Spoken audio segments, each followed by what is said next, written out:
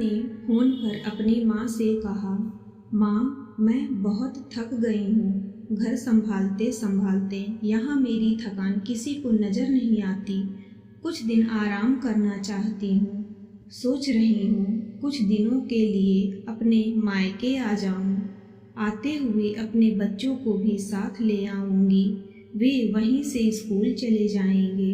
आखिर एक ही शहर में ससुराल और मायका होने का कुछ तो फ़ायदा मिले। पार्वती जी ने दूसरी तरफ से कहा, हाँ बेटा, जब तेरी इच्छा हो आ जाना, आखिर ये तेरा भी तो घर है। ठीक है माँ, तो मैं कल ही आ जाऊँगी। नम्रता खुश होकर बोली, हाँ बेटा, कल आ जाओ, मैं तुम्हारा इंतज़ार करूँगी। अभी मैं फ़ोन रखती हूँ, मुझे मंदिर भी जाना है। पार्वती जी ने फ़ोन रख दिया और सीधे किचन में गई। किचन में खाना बना रही बहू से बोली, अरे अनुपमा सुनो, कल तुम्हारी ननद आ रही है। आज बाजार जाकर फल सब्जी और मिठाइयाँ लेकर आना। बेचारी मेरी बेटी ससुराल में नौकरों की तरह काम करती है और उस पर कोई ध्यान ही नहीं देता। यहाँ आएगी तो कुछ दिन रहेगी, उसका मन भी और तबीयत अच्छी हो जाएगी। सास के मुंह से ऐसी बातें सुनकर अनुपमा का चेहरा उतर गया। वह मन ही मन सोचने लगी, काश आपको मेरी थकावट भी नजर आती। मैं भी दिन रात झाड़ू पोछा, बर्तन, खाना बनाना, मार्केट जाना और हर वह काम करती हूँ जिससे हमारे परिवार वालों को कोई दिक्कत ना हो। काश आप मुझ पर भी ध्यान दे पाती। आपकी बेटी तो जब मन में आता है तब यहाँ आ जाती है, लेकिन मैं साल में एक बार भी अपनी माँ के पास जाती हूँ, तब भी आपको प्रॉब्लम होती है। मैं भी इंसान हूँ, मेरा भी मन है, मुझे भी लगता है अपने माँ के पास जाकर थोड़ा आराम करूँ, सुख दुख की दो चार बातें करूँ, अपना मन हल्का करूँ। भगवान अब तुम ही कुछ करो ताकि मेरी सास की आंखें खुलें और उसे मेरी थकावट भी नजर आए। शाम तक भगवान ने जैसे अनुपमा की सुन ली और उसकी ननद का फ़ोन आया। ननद ने अपनी माँ से कहा कि उसकी सास ने उसे मायके आने के लिए मना कर दिया है, इसलिए इस बार वो नहीं आ सकती। पार्वती जी बोली, ऐसे कैसे मना कर दिया? पहले तो कभी वह तुम्हें आने के लिए नहीं रोकती थी, इस बार भला क्या हो गया? लाओ मेरी बात कराओ, उन्हें मैं समझाती हूँ। नम्रता ने फ़ोन अपनी सास को दिया। पार्वती जी ने कहा, नमस्कार समधन जी, आपसे कुछ कहना था। समधन जी ने कहा, कहिए।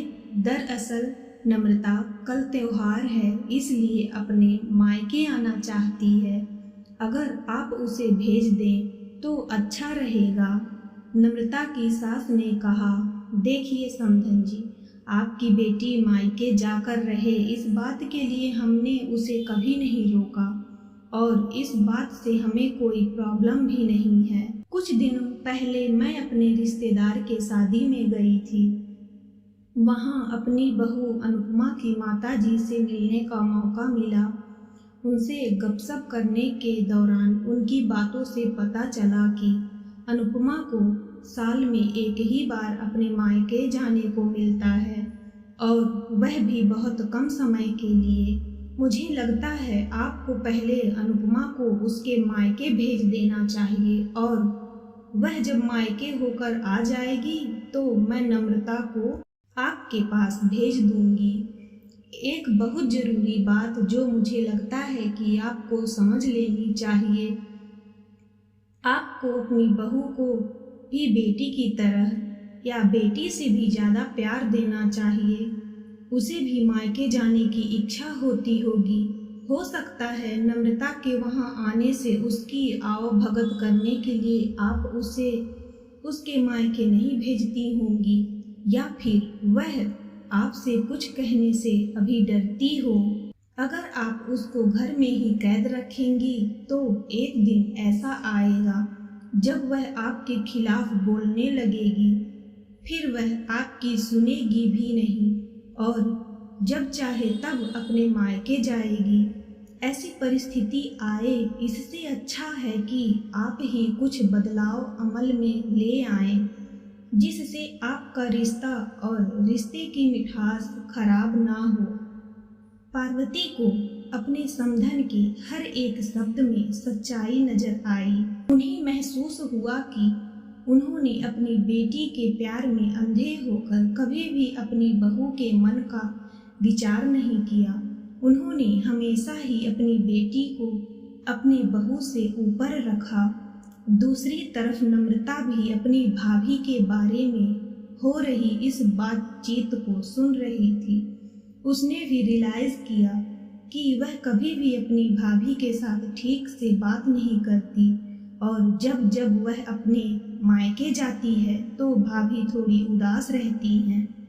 पार्वती जी ने अपनी बहू को बुलाया और उसे कहा कि अनुपमा कुछ दिनों के लिए नम्रता नहीं आने वाली है, इसलिए पहले तुम अपने मायके होकर आओ। यह सुनते ही अनुपमा का चेहरा खिल गया, क्योंकि यह पहली बार था जब उसकी सास ने सामने से उसे अपने मायके जाने के लिए कहा था। अगले दिन अनुपमा अपने मायके गई और इस बार 1-2 दिन नहीं पूरे हफ्ते भर रहकर आई। अपने माँ बाप से अपने रिश्तेदारों से मिलकर आई और जब वह लौट कर आई तो उसका चेहरा खिला हुआ था, उसकी आंखें चमक रही थी।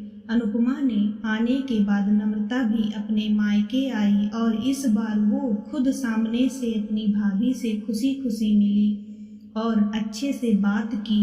नम्रता ने अपनी माँ से बात करके उन्हें भी अच्छे से समझाने की मदद की। वह कहीं ना कहीं अनुपमा के साथ गलत व्यवहार कर रहे थे। दूसरी तरफ अनुपमा अपने ससुराल वालों के बदले रवैया से बहुत खुश थी। अब वह खुशी खुशी सबका ध्यान रखती और हर काम प्यार से करती। वह ध्यान रखती भी कि कोई भी ऐसी बात या काम ना करे जिससे घर में तनाव का माहौल पैदा हो। पार्वती जी अपनी बहू को खुद ही समय समय पर मायके भेज दिया करती।